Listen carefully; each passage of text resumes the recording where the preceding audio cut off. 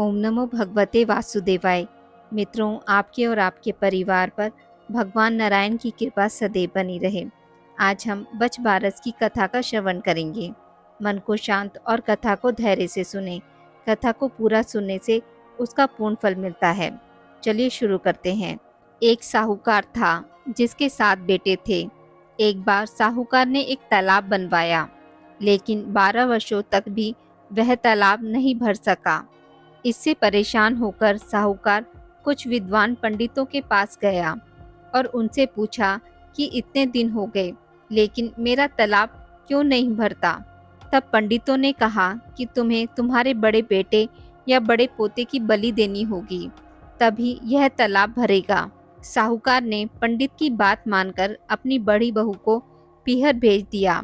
साहूकार की बड़ी बहू हमेशा बच बारस का व्रत करती थी। बड़ी बहू के पीहर जाने के बाद साहूकार ने अपने बड़े पोते की बलि चढ़ा दी। तब घनघोर मेघ बरसने लगे और तालाब भर गया। जब साहूकार अपने तालाब की पूजा करने जाने लगा तो अन्य लोग भी उसके साथ उसकी तालाब की पूजा करने जाने लगे। जाते समय साहूकार ने अपनी दासी से कहा, गेंगुला धानुला यानी चने मोट बना लेना। साहूकार की गाय के बच्चे का नाम भी गेंगुला धानुला था।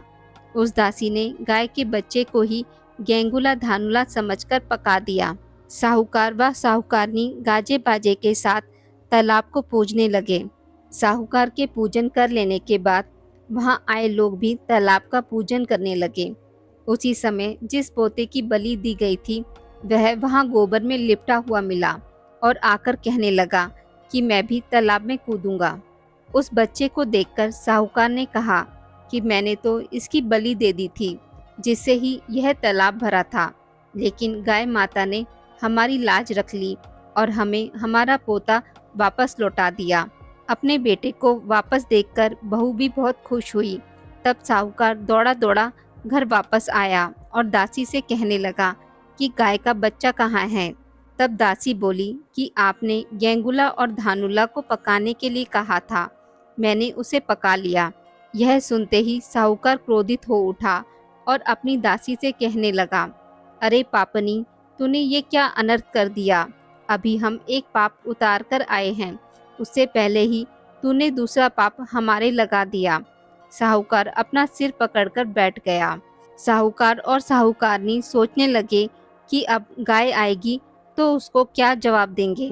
साहूकार ने एक हांडी में गाय के बच्चे को डालकर खड्डे में दबा दिया। जब शाम को जंगल से गाय वापस घर आई तो अपने बच्चे को ना पाकर चिल्लाने लगी और खड्डे में दबी हुई हांडी को खोदने लगी। जब गाय ने हांडी को खोदकर निकाला तो उसमें बछड़ा निकल आया। जब साहूकार को पता चला तो वह भी बछड़े को देखने के लिए गया तो उसने देखा कि गाय का बछड़ा तो अपनी माँ यानी गाय का दूध पीने में व्यस्त था। तब साहूकार ने पूरे गांव में ढिंडोरा पिटवाया कि सभी स्त्रियों को बच बारस का व्रत करना चाहिए। हे बच बारस माता, जैसा साहूकार की बहू को दिया वैसा हम सबको देना। आज की इस वीडियो में बस इतना ही। मित्रों, अगर आपको मेरी वीडियोस पसंद आती हैं तो इसे लाइक और शेयर ज़रूर करें और पूजा पाठ से जुड़ी जानकारी के लिए मेरे चैनल को सब्सक्राइब करना ना भूलें। धन्यवाद।